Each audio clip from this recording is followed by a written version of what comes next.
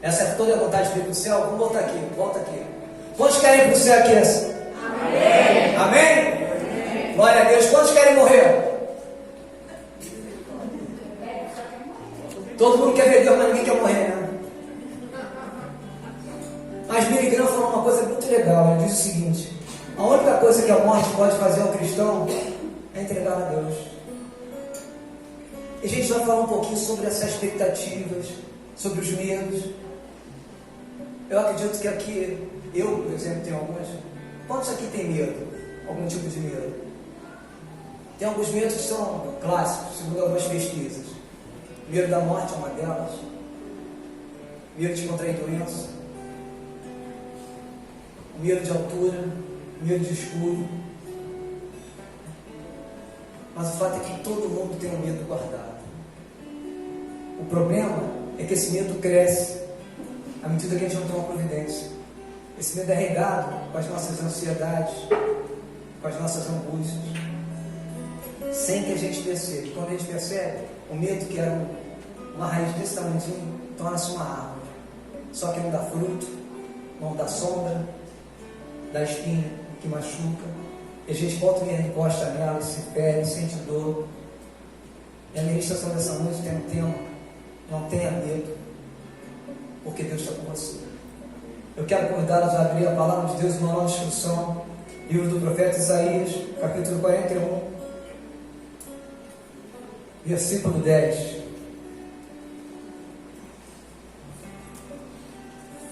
Profeta Isaías, capítulo 41, a partir do versículo 10.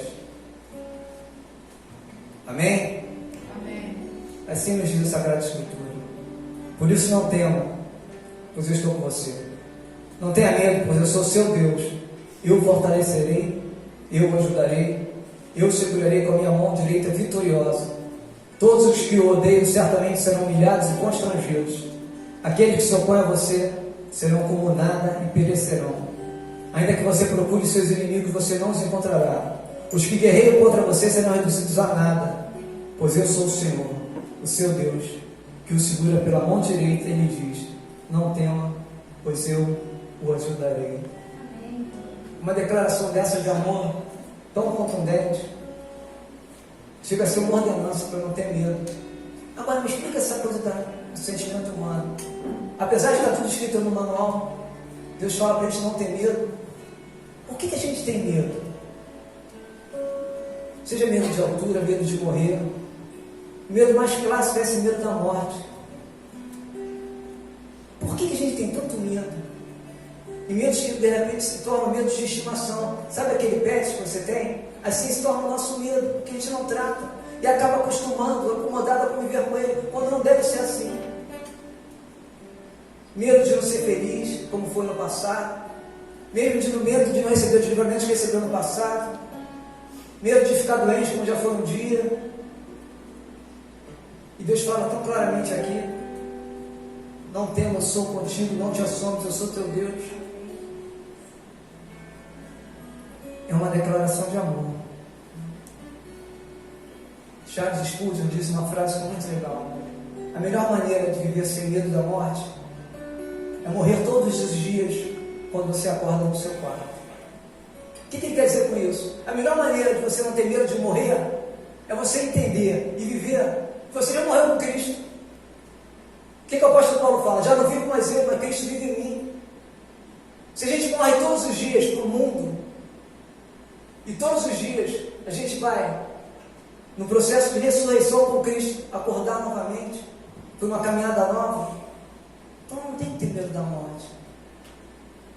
Eu tenho que ter medo de voltar a ser quem eu era um dia, quem eu fui um dia.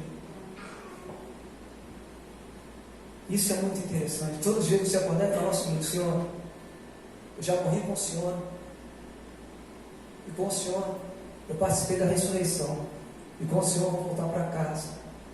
Livra-me de todo medo, de todo mal. E Ele fala exatamente isso para você. Quando Ele fala: não te assombres, pois eu sou teu Deus, sabe o que Ele está falando?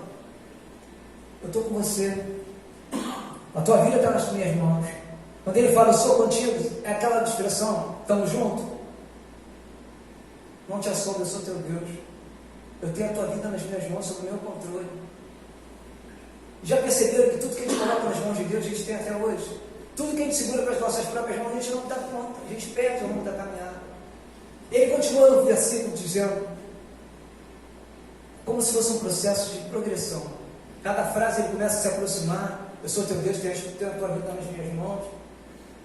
Eu sou contigo, eu estamos juntos. E ele continua evoluindo, mas se Deus se aproxima mais, aí ele fala o seguinte, eu te esforço.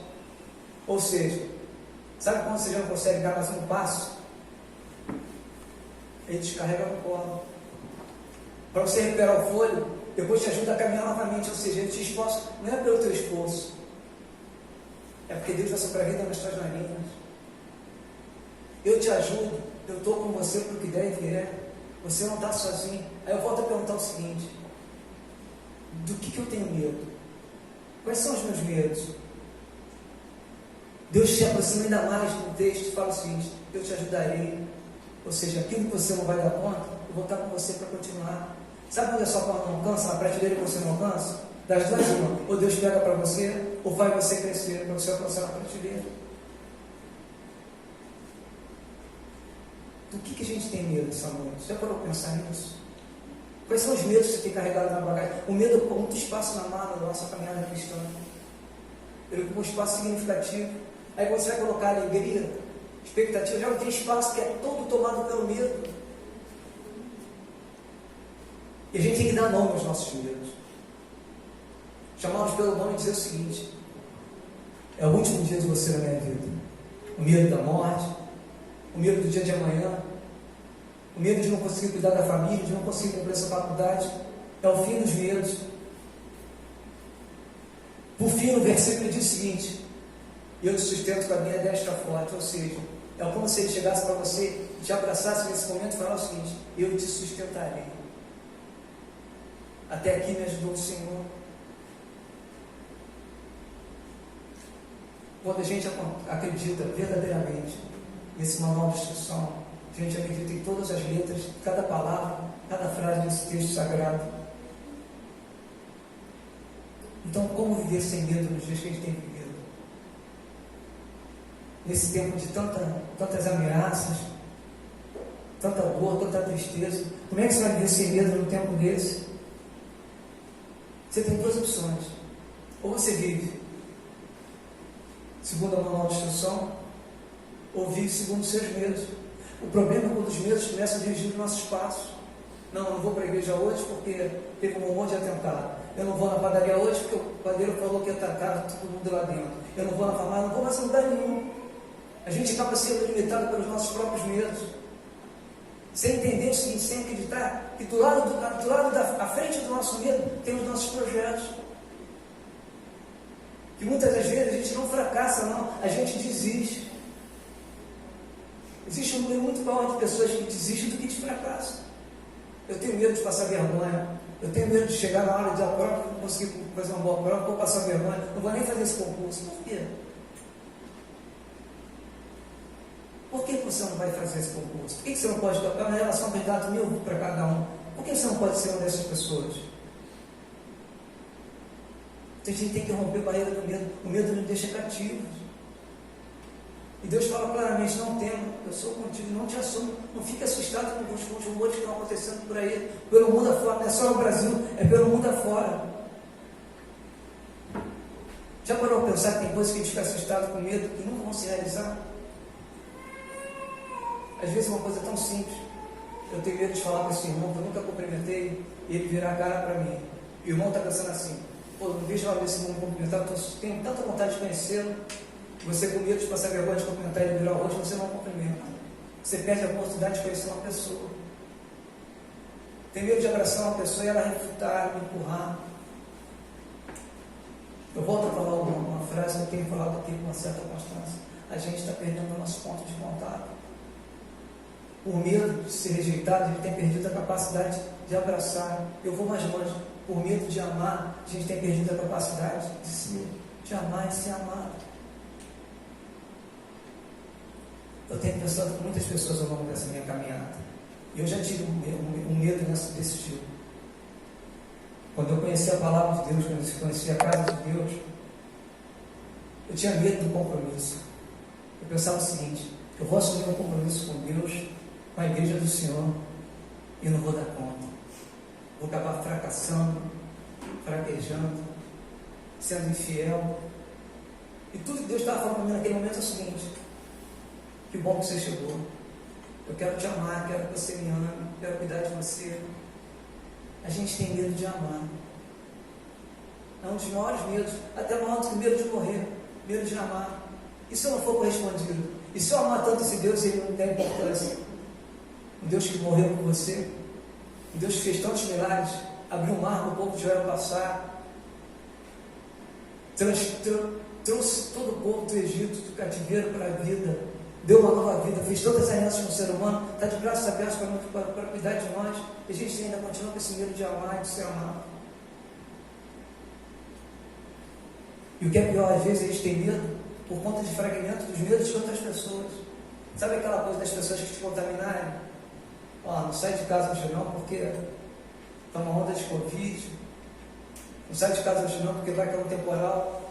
As ruas vão ficar inundadas. São fragmentos que você vai guardando, vai construindo. É como se fosse fazer um medo de barro, um fragmento do medo de outras pessoas. O medo nem é seu. Por quê? Porque a gente para ouvir quem não tem nada para dizer. E acaba o quê?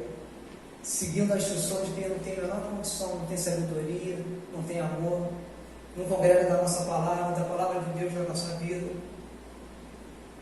O meu pai bem falava: não adianta fazer faculdade, não, por isso que ele nem fez. Aí você fica com essa frase na sua cabeça, anos. Aí chega na hora de você fazer uma faculdade que você não quer fazer, porque seu pai fala que a faculdade não leva a lugar nenhum, que não, eu não fiz faculdade, então você também não tem condição de fazer. Você fica com essa palavra assim: não. E aquela palavra se transforma em medo de fazer a prova, que não passar. Aí quer saber? Chega de faculdade. Casamento para quê? A quantidade de casais que se separam. Por que eu vou casar? Mas não está na Bíblia aqui. Serão uma só carne. Unirá o homem e a sua mulher, serão uma só carne. Entenda o seguinte: Deus escreve com a pena e nunca borra. Com as suas mãos ele sustenta e nunca fraqueja. E com a sua palavra ele nunca falha. Mas a gente acaba ouvindo a palavra do homem, que machuca, que lança uma semente de medo na nossa vida, e a gente acaba convivendo com isso. A gente não tem que conviver com medo, a gente tem que dominar e superar os nossos medos. Mas eu tenho pecado o sentimento? Claro que não é pecado. Alguém aqui tem um relato de alguma geladeira que já foi um psicólogo, um psicanalista? Vocês conhecem alguma? Tem não? Algum fogão que foi ao dentista? Também não? Algum micro-ondas que foi fazer um exame na clínica geral? Tem algum? Só ser humano sente medo. Não é pecado sentir medo. O problema é que esse pecado nos paralisa. E o que é pior às vezes? Nos faz murmurar. Onde é que está meu Deus? Eu não vejo que eu estou assustado com essa pandemia. Agora estou assustado com esses ataques que estão acontecendo na escola. Onde é que está meu Deus? Está com a gente. O que ele falou? Não te assombres, eu sou teu Deus. As coisas vão acontecer no mundo, mas nós temos a promessa de ser guardados por Deus. Agora, você curtir, você alimentar um medo que nem é seu, você não teve experiência nenhuma com esse medo, não teve nenhum evento que transformou, pode ser você ficar assustado com isso. É coisa da tua herança, de uma cultura que não tem nada a ver com você. Mas meu pai, seu pai foi seu pai, viveu no tempo. Minha mãe foi sua mãe, minha avó viveu no tempo dela, agora é você. E a gente tem que aprender a conviver com o nosso presente. Essa dor do passado tem medo, que faz você ter medo de ser feliz quando você for um dia, faz você ficar preocupado se você vai receber o livramento que você recebeu no passado. Quantas vezes Deus fez milagres na história da nação de Israel? E nós somos um povo escolhido também. Eu já falei isso, torno a falar. Deus não trabalha com história. Os milagres que Ele fez na sua vida no passado, Ele pode fazer de novo no presente, ainda maiores, porque Ele não trabalha com história. O poder de Deus é limitado. A gente tem 3 maneiras clássicas de identificar os nossos medos. Um é pelos fragmentos dos medos de outras pessoas, através de herança, de cultura e também do meio que nós vivemos. No trabalho, por exemplo. Eu tenho um patrão opressor. Vamos pensar assim, e Daniel na Babilônia? Será que ele tinha medo? É claro que tinha, ele era humano, mas ele superava esse medo, ele dominava esse medo através de quê? Da palavra de Deus, da fé, que é o nosso combustível. A opressão do mundo vai crescer cada dia mais, mas o poder de Deus não diminui na medida que cresce a opressão do mundo sobre a nossa vida. O poder de Deus não diminui na proporção que cresce o investimento do diabo sobre as nossas vidas. O que ele falou? Eu estarei com vocês até a consumação dos séculos. Eu nunca vou te abandonar. Então por que eu tenho tanto medo de solidão? Será que eu vou construir uma família? Claro que vai, é projeto de Deus. Será que eu vou manter minha família? Claro que vai, é projeto de Deus. Será que Deus vai cuidar de mim como cuida das pessoas que estão à minha volta? É claro que vai. Então esse medo é do diabo? Não, esse medo é seu. Entenda bem, tem coisas que o diabo não tem nada a ver. Tem medos que não tem nada a ver, não tem ação direta do diabo em momento algum. Esses fragmentos de outras pessoas, de herança, de cultura, opressão do meio. O diabo trabalha na opressão, trabalha, mas tem coisas que ele nem faz esforço. O ser humano faz com desvio de conduta, porque não conhece a palavra de Deus. O diabo sugere, sopra, mas tem coisas que é nós que tomamos a decisão. Ficar culpando o diabo de tudo que a gente faz também é muito fácil. São coisas que o diabo não tem ação direta. Os fragmentos do medo, esse medo dessa opressão no mundo que a gente vive, até para o próprio trabalho. O trabalho que eu frequento, que eu presto serviço, é opressor, não tem nenhum cristão, é só um meio puxado, palavrão. Você está lá, dá fruto naquele lugar. Eu volto a falar, Daniel no meio daquele povo todo, naquele inferno que era Babilônia, ele deu fruto. Se Deus plantou você naquele lugar, se Deus plantou você nessa igreja, é para você dar fruto. Ele não se engana, ele não faz a coisa por achismo. A Bíblia tem três situações que você não vai encontrar. Não tem sugestão. Na Bíblia não tem sugestão. Não tem facilidade. E não tem revogação. A Bíblia não sugere nada. Ela tem ordenanças. Ela tem leis. Ela tem verbos imperativos da parte de Deus, do Senhor nos instruindo. A Bíblia não tem nenhum capítulo para dar jeitinho na nossa vida, para criar facilidade. Porque a Bíblia é escrita para salvar a vida. E a Bíblia também não tem um versículo que revoga, substitui o outro. Toda a sentença de Deus aqui, de Gênesis e Apocalipse, são sentenças irrevogáveis. Então por que eu tenho medo de ser fiel e não receber as promessas de Deus? Porque Deus faz acepção de pessoas. Quando eu faço isso, quando eu tenho esse raciocínio, quando a minha leitura sobre a palavra de Deus, sobre o amor de Deus, diz para mim o seguinte: não, eu confio no amor de Deus, no poder, na palavra, Ele vai me sustentar, Ele vai caminhar comigo, mas a parte da promessa, a parte do milagre, quando chegar nessa hora, eu vou acabar no final da fila. Por quê? Por que o milagre só pode acontecer na vida do José, do João, da Maria? Mas o meu milagre, o que eu preciso é muito grande. Mas o nome já diz milagre. Se não fosse milagre, não seria tão grande. É milagre. Quando eu começo a pensar que eu não sou importante para Deus, eu começo a entender o seguinte: Deus faz acepção de pessoas. Eu estou duvidando do caráter de Deus. Eu já falei isso outras vezes. É como se tivesse dentro do meu coração o sentimento de medo de não ser suficientemente amado por Deus. Não tem importância para Deus. Deus cuida de cada um de nós. Não tenham medo disso. Deus cuida de você, de cada um, como se não houvesse mais ninguém para ser cuidado. Nós somos especiais para Deus. Deus está o tempo todo falando para ele o seguinte: eu só quero te amar. Meu papo com você é o seguinte: é um papo de amor. Eu não quero outra coisa além de amar você, mas eu também desejo ser amado. Então por que eu tenho esse medo desse relacionamento? Quantas vezes a nação de Israel pisou na bola, Deus ia lá e consertava tudo de novo? Quantas vezes a gente passou por problemas, por medos no meio da rua, por perigos no meio da rua, e a gente está aqui? Quantas pessoas que a gente conhece pelo meio da caminhada, e a gente está aqui? Outro medo, o terceiro medo, que também não tem ação direta do diabo nisso, é uma ameaça concreta à sua vida. Eu fui ameaçado de morte, pastor, por um vizinho. Foi ameaçado de morte. Eu estou entendendo que a gente está em legitimidade com a palavra, com amor, com o autor da palavra. Então, se você foi ameaçado de morte, na realidade, quem foi ameaçado de morte foi Deus. E como ninguém pode matar Deus, é entender o seguinte: quem te ameaçou é para morrer. Que isso, pastor? Nós não somos a imagem e semelhança do Senhor. Nós não somos representação de Jesus Cristo. As pessoas têm que nos olhar e reconhecer Jesus. Nós não somos uma carta viva de Cristo às nações. Então, se eu sofro uma ameaça, quem está sofrendo ameaça é meu Pai. É meu Deus. Bota na conta de Deus, Senhor, Ele está me ameaçando.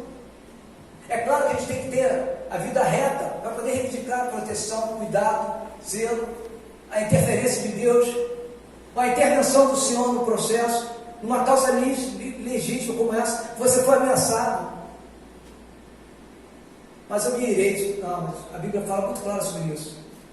A ira do homem não opera a justiça de Deus. Mas eu fui ameaçado, eu tinha que tomar atitude. Que atitude você tinha que tomar? Você escreveu alguma página desse manual de instrução aqui?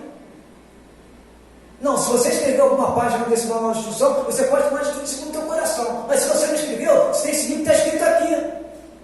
Ao certo do Senhor não convém contender. Mas sou eu que fui ameaçado, não interessa. Mas eu tenho direito de... Você tem até o direito de sentir ira, mas não pode irar. Por quê? Porque a palavra diz claramente: pronto para ouvir, tardio para irar. Mas o que eu faço com a ameaça que eu recebi? Você vai orar. Você vai falar: Senhor, eu fui ameaçado de morte da minha família. O Senhor conhece meu coração, conhece a nossa vida, a nossa trajetória. Senhor, toma frente nessa questão. Ele abriu o mar, engoliu os soldados de Faraó. Se ele tiver que abrir o mar, abrir a terra para engolir teus inimigos, ele vai fazer. Porque se ele fez no passado, é o mesmo Deus. Mas eu não sou Moisés, eu não sou José. Amém que não é. Mas o mesmo Deus que morreu na cruz, que abriu o mar, e vai voltar para melhor para casa, é o nosso Deus, é o Deus em quem nós confiamos. Então Ele toma a nossa frente nas batalhas, e não perde nenhuma batalha, nenhuma guerra. Eu morava num bairro, morei num bairro, e era um prédio muito alto. Certa vez teve uma festa, e tinha muita bagunça, muita coisa que não prestava nesse lugar, nesse prédio, nesse apartamento. Eram 2 horas da manhã, eu falei: Senhor, eu preciso dormir. Eu fiquei preocupado, sabe aquela coisa que podia sair do controle, aquelas festas com aquelas rave, aquelas bate, que ele vai para onde ele sai do apartamento. Eu botei a mão na porta do apartamento. A porta poderia ser aberta. É provável que eu levasse uma coça. Mas tem o seguinte: quem bate no pequenininho é covarde, tem sempre um grandão para comprar um barulho. Se um pequenininho bate no grandão, está no lucro, vira herói, então estava na bênção. Qualquer resultado para ele favorecia. Se eu batesse, virava herói. Se eu apanhasse, virava vítima. Estava dentro. Falei: Senhor, só para evitar problema, não deixa essa porta brilhando que eu vou orar. Botei a mão e falei: Senhor, não quero dormir, repreende essa festa do inferno que está acontecendo aqui nesse lugar, em nome de Jesus. Voltei para o meu apartamento, fechei a porta com muito cuidado, e a festa acabou. Aleluia. Mas isso não é um milagre. Para mim era, eu queria dormir. Eu precisava dormir. O sonho é sagrado, eu queria dormir. E estava rolando tudo naquela festa de tráfico, mulher, droga, tudo. Mas o meu milagre ele não vai fazer. Por quê? Porque é meu. Você tem medo de você amado, né? Então hoje é um dia de você tratar esse sentimento, deixar de lado de uma vez por todas e entender o seguinte: naquela cruz tem o seu nome nela, o seu livro está escrito no livro da vida. Tudo que ele fez naquele lugar, ele faria de novo com você, se fosse preciso. Não tenha medo de viver o novo de Deus. Eu quero trazer para você 4 cuidados importantes que nós devemos ter na nossa caminhada cristã. O primeiro cuidado é com um negócio desse tamanho, chamado língua. Língua. Quantos tem língua aqui? Pode botar para fora? Não, mentira, não bota não, vai ficar muito triste a cena. A língua é um pedaço do corpo desse tamanho. É como uma faísca no bosque que provoca um incêndio. Da nossa boca não pode sair palavras de maldição, e tem que sair palavras de bênção. A bênção que abençoa não pode amaldiçoar. Ah, mas aquele cara que me fechou, você não viu como é que ele me fechou? Você não viu como é que ele me recebeu o teu carro na padaria? A mulher gritou comigo. É tal da língua. Provérbios 18, 21 diz o seguinte: a língua tem poder sobre a vida e sobre a morte. Os que gostam de usá-la comerão do seu fruto. Sabe aquele negócio? A gente tem amaldiçoado as pessoas com a nossa boca, com a nossa língua. Então a gente tem que ter cuidado de não tropeçar e cair e não morder a língua, porque a gente vai morrer. Porque a língua está cheia de veneno. Então a gente tem que orar e falar assim: Senhor, não deixa eu tropeçar, cair e morder a língua, não, senão eu vou morrer, porque eu estou cheio de veneno na língua. Salomão fala muito claro sobre isso. O que você falar é o que você vai alimentar e vai alimentar a sua família. É como aquela coisa de destilar ódio. Não, mas eu não cheguei não, né? Aí passa a pessoa, você não consegue falar com ela, você pensa. A palavra, o pensamento é uma palavra silenciosa, a pessoa já pecou. A língua é sinistra nos filhos. Ela provoca muito dano. A palavra dar é igual a pedra tirada, ela não volta atrás. Ah, mas eu não quis dizer isso. Quis sim, a Bíblia fala que a boca fala o que está cheio o coração. Quis sim. Ah, mas eu falei brincando. No mundo espiritual não tem brincadeira. No mundo espiritual não tem treino, todo dia é dia de jogo. Mas eu falei brincando. Satanás não está especificando brincando. Ele falou assim, anotei aqui. Ele falou, tomara que ele sofra um acidente hoje. Não, eu falei assim, Senhor, eu falei brincando. Está registrado. A palavra tem poder. Ela dá forma aos nossos sonhos, ela dá legitimidade aos demônios. Satanás tem várias características, mas é o seguinte: o bichinho é trabalhador, ele trabalha 25 horas por dia, tentando nos iludir, nos enganar, nos levar à perdição. A gente às vezes está cansado, não estou cansado para orar, estou cansado para ir ao culto. Satanás fala o seguinte: opa, eu estou novinho, estou aqui novinho.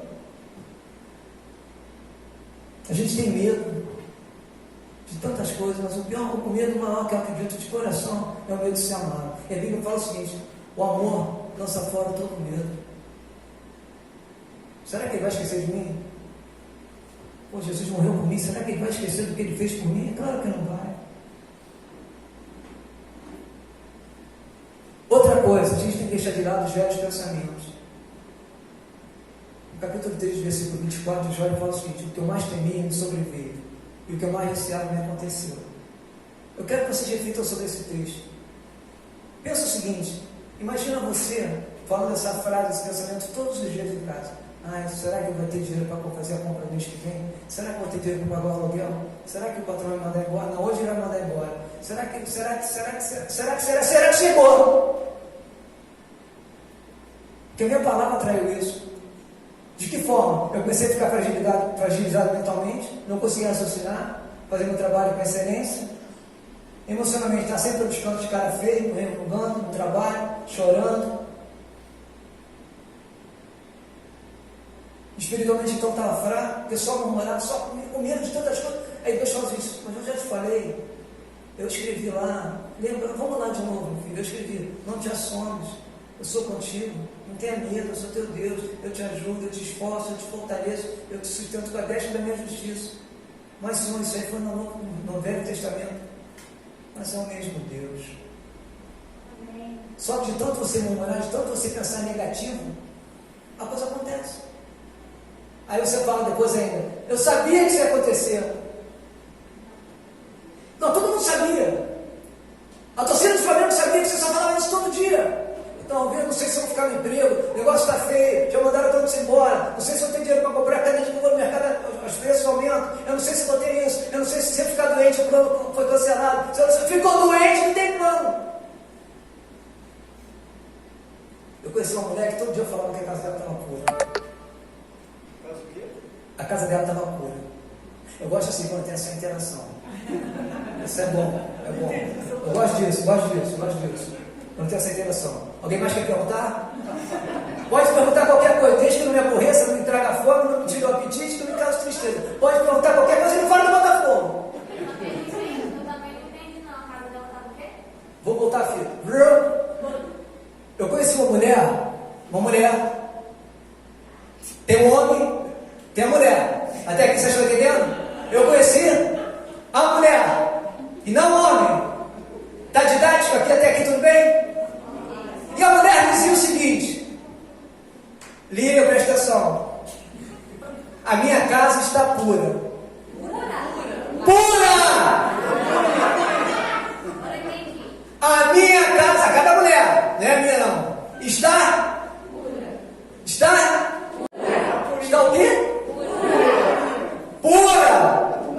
Mas não é pura de pureza não. É pura que não tinha alimento. Não tinha nada para comer. Zero, lona, rosca, nada. Agora ficou mais claro. Está entendido? A mulher disse o seguinte para mim, que sou eu: a minha casa está sem comida. Aí eu perguntei a ela o seguinte: tem feijão e arroz? Tem. Tem farinha? Tem. Tem ovo? Tem. Uai. Eu não falei uai não, eu pensei uai, mas é outra língua, eu preferi falar da minha língua mesmo, eu tenho. Então não estou entendendo. Oh, mas não tem uma carne para comer? Mas tinha feijão, tinha arroz, tinha farinha, tinha ovo. Essa mulher tanto falou que a casa estava pura. A mulher, aquela mulher do início, falou repetidas vezes que a casa dela estava pura. Um dia ela abriu a geladeira, não tinha nada. É igual ela. Nada. Porque Deus a castigou? Não. Ela traiu isso para ela. Mas tem isso? Tem. Ela comeu do fruto da própria língua. Ela se amaldiçoou durante muito tempo. Meu irmão, você acordou, botou o pé para fora da cama. Está novinho em folha. A dentadura está prontinha para ser escovada. Tem um café meia boca para você tomar. Um leite quase azedo. Meu irmão, bora para frente. Vejo melhor tirando. E se não vier? Aí você olha para morrer, meu filho. Porque aí não tem mais jeito também. Se o dia nunca vai ser bom para você, você olha para ir embora desse mundo. O fato é que o dia seguinte vai ser melhor do dia anterior se a gente estiver fundamentado na nossa fé. A gente tem que mudar esses pensamentos. Criar novos pensamentos. Já está tudo. Não tem que criar nada, né? Tem que colocar o que está escrito no manual. O que o texto de Filipenses fala? Capítulo 4, versículos 6 e 8. Tudo que é verdadeiro, tudo que é honesto, tudo que é justo, tudo que é puro, tudo que é amável, tudo que é de boa fama. Aí você para para respirar. Volta. Se há alguma virtude, se há algum louvor, nisso pensai. A Bíblia dá a receita do bolo. Ao invés de você pensar que tudo vai dar errado, pensa coisas boas que estão escritas na Bíblia. Você não precisa escrever nada. Gente, você não precisa nem criar nada. Está tudo escrito aqui no manual de instrução. Ah, mas eu não sei onde é que está. Meu filho, você tem que pelo menos ler, né? Pelo menos ler. Eu não quero ler não. Tem áudio, tem a Bíblia em áudio. Pelo menos eu também não quero ouvir não. Eu também, vai no culto, eu ver pregação, eu também não quero ouvir não. Meu filho, Deus fala, você não quer nada. Você quer arrumar problema no plantão do céu. Sai da fila, sai da fila. Está tudo escrito aqui no manual de instrução. E o manual é claro: não tenha medo, estou com você. Mesmo você sendo quem você é, eu continuo sendo quem eu sou, diz Deus para você. Ele permanece fiel, porque não pode negar a si mesmo. Mesmo quando eu erro, quando eu fico fraco, quando eu choro, quando eu fico reclamando, ele olha e fala o seguinte: eu continuo te amando. Mas dá para reclamar menos? Porque ninguém aguenta mais aqui no céu você reclamar. Deus tem poder para fazer um sobrenatural na nossa vida. Você crê nisso hoje? Amém. Tem uma quarta dica não, tem uma quarta instrução. A gente tem que escolher bem as nossas companhias. A Bíblia fala o seguinte: as más companhias, elas corrompem o quê? É a parte que vocês falam. Vocês se meteram na pregação, agora eu vou falar de novo. As más companhias corrompem? É a parte que vocês falam. Se fosse sério, não seria. Isso eu te falar, isso é praticamente uma cantata, né? Padrão 10, excelência de qualidade. A gente tem escolhido bem com quem andar. Por exemplo, Não vou dar esse exemplo. Não vou dar esse exemplo sim. Por exemplo, andar com o flamenguista. Fiquei emocionado. Não, sério, a gente tem escolhido bem as nossas companhias. Tem gente que só sabe reclamar. Você pergunta alguma coisa para ele, é a deixa. Você fala assim, e aí, meu velho, como é que você está? Aí começa. É 1h30 o rosário. Aí fala com o cachorro que faleceu tem 3 anos, era muito amigo dela. Tinha um papagaio que cantava, morreu novo, morreu com 25 anos. Minha tartaruga, eu tinha tantos anos, depois ela morreu 13 e 15. Ela vai só no passado e você pensa, estou no sal, meu irmão, estou no sal. Aí tu fica lá, você que eu estou falando com o irmão ou com uma carne seca? Aí, irmão, estou no sal, tu nunca mais saiu do sal. Você tem que fazer o que com essa pessoa? Orar por ela. Agora, andar com ela, vou te falar sinceramente, eu não ando não. Reclamar de mim já bastou eu. Primeiro ter o mal das pessoas, com a palavra de Deus, com o amor de Deus. Aprenda uma coisa: milhares de pessoas com poder aquisitivo rico, pessoas ricas morreram na pandemia, porque o dinheiro não conseguiu comprar cura. As nossas conquistas não nos livram dos nossos medos. Não são as conquistas que vão nos livrar dos nossos medos. Até porque é o seguinte: as conquistas do passado, você esquece de celebrar se você estiver passando por um momento de devastação. Quem no momento da prova vai celebrar que um dia foi feliz, que um dia conseguiu a vitória, que um dia conquistou, vai esquecer. Mas um dia eu fui feliz, um dia eu celebrei um negócio que eu realizei. Mas você não vai lembrar desse negócio, não vai querer celebrar de novo no meio de uma prova que você está passando. Jó era um homem próspero, mas no meio da devastação da vida dele, ele não ficou celebrando da prosperidade que ele tinha no passado, não. Como é que você vai celebrar o presente diante de uma dor? Vai celebrar o passado, as conquistas que você já teve. Essas 3 conquistas não te asseguram um salvo-conduto, não livram você dos medos. Porque é difícil ver a celebração do passado na devastação do presente. Como é que eu vou combater isso, pastor? Com a palavra de Deus. Somente Deus, essa palavra tem poder para destruir os fobias, os medos. Tem coisas que a gente tem medo que nem nunca vão acontecer. São os nossos medos irreais. E Deus fala claramente: não temo. Eu sou contigo, não te assombres. Sou teu Deus. Será que ele escreveu esse salário já pagou? Porque eu me comportei mal? Quando tudo na nossa vida desaba, quando tudo desaba, e quem não passou por isso um dia vai passar. Eu não estou espraguejando não, mas é uma trajetória que acontece. Aliás, é um evento que acontece na nossa trajetória. Um dia a casa cai, não a nossa casa filmada na rocha, mas alguma coisa acontece que nos causa dor, tristeza. E nesse momento, não é a lógica que vai nos sustentar. O que vai nos sustentar é a nossa confiança na palavra de Deus. A gente não tem que tentar entender o Evangelho através de lógica, do raciocínio lógico. Tem que entender através do poder de Deus, do amor de Deus. A confiança, ao longo da trajetória toda da nossa caminhada cristã, ela é muito mais importante, ela é fundamental, mais do que a lógica. E a gente perde tanto tempo conjecturando como é que Deus vai fazer, o que Deus está fazendo. Quando é só pensar o seguinte: Ele continua me amando. Mas a Bíblia fala uma coisa aqui muito interessante: todos que odeiam certamente serão humilhados e constrangidos. Aqueles que se opõem a você serão como nada e perecerão. Ainda que você procure seus inimigos, você não os achará, porque eles se transformarão em nada. Sabe o que é nada? É nada. Ou seja, mas a opressão está aumentando. Quanto mais aumenta a pressão do inferno sobre a tua vida, maior aumenta o poder de Deus sobre a tua vida. Quanto maior aumenta os esforços de Satanás para te fazer o mal, para te fazer dor, angústia, tristeza, maior é a cobertura de Deus sobre a tua vida. É nessa razão direta: aumenta a opressão, aumenta a investida do inferno, aumenta o poder de Deus sobre você, desde que você continue andando com Deus. Eu sou contigo, mas eu não quero andar com Deus. Aí é outro problema. Todos que odeiam serão humilhados e constrangidos. Todos. Eles estão investindo contra a tua vida, contra a tua família. Fala com Deus. Não toma atitude pelo teu juízo, pelo teu domínio de conhecimento, pela tua emoção, não. Chama o autor dessa palavra e fala: Senhor, eles estão me xingando, me humilhando. Os humilhados vão ser exaltados. O que Deus fala aqui? Esses que te perseguem serão como nada. Alguém aqui sabe o que é o nada? O nada é absolutamente coisa nenhuma. Você vai procurar seus inimigos e não vai encontrar nenhum deles.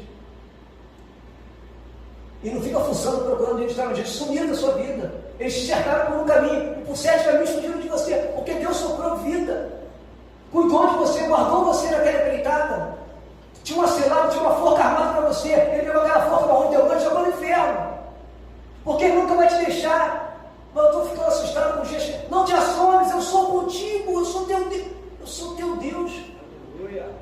E você é meu filho. Não tem ex-pai.